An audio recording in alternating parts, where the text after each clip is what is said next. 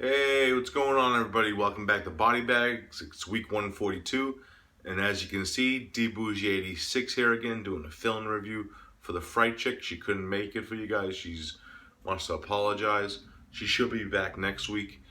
So I'm doing her filling, and the film I'm actually reviewing is actually a film I was actually watching when she asked me to do this review, which was kind of cool because I actually looked it up and shit, and it wasn't done before.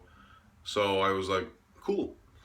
And it's a film I have seen before too. And it's a film from 1959. It's a film from producers Gene Corman and his brother Roger, who we all know from like his bunch of horror films that he produced and directed. And it goes by the title of Beast from Haunted Cave. Look at that great cover art. I love this cover art. Sorry for the glare. This film is directed by Monte Hellman, who's not really known for his horror films actually, because he only directed two.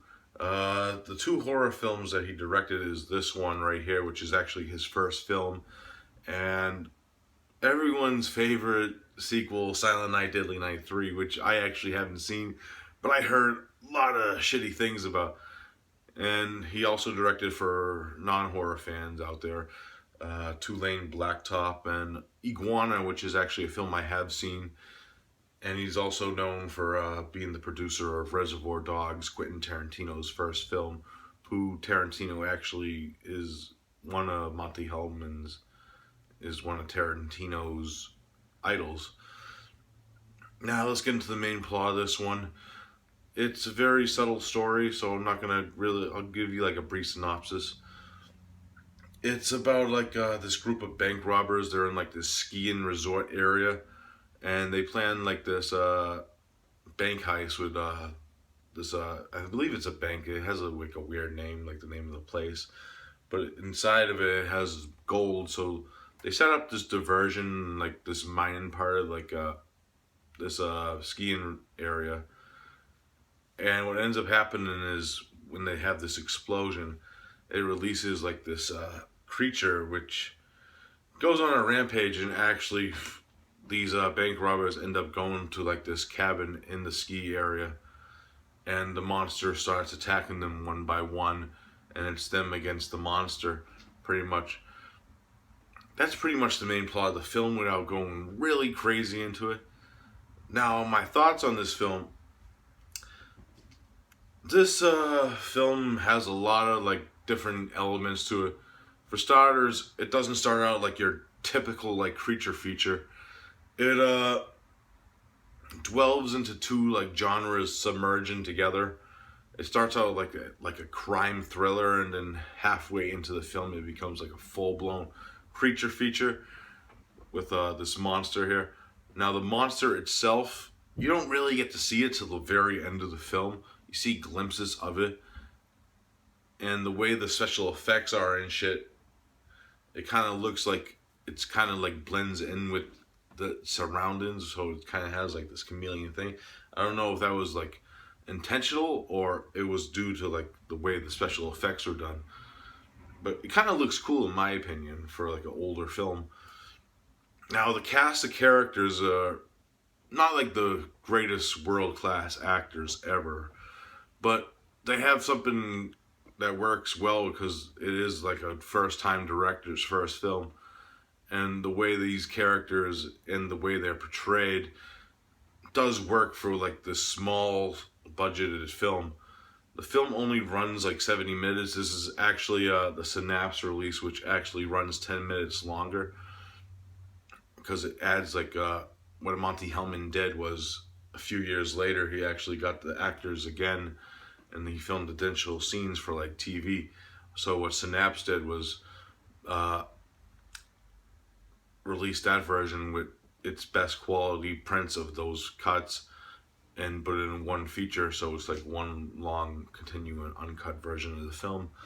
And I'm not actually sure which are the added scenes, because it actually does look good and blended for this transfer, because it is an old film. It has grain and dust in it and hairs, but well done, because it does look good and runs smoothly. It comes with like a widescreen version of the film, which looks pretty good for what it is. Now, with the crime aspect of it, because you gotta think this is back in the late 50s and shit, and in the 1960s, and there wasn't really this much like blending of genres, especially with horror films. So in a way, this film is like influential to like films that come, like From Dusk Till Dawn, and another film I actually reviewed on my own channel, Jurassic Prey, a Mark Polonia film, which actually, if you haven't seen that film, Mark Polonia actually goes into detail that this film influenced that film style and the way they wanted to do the story.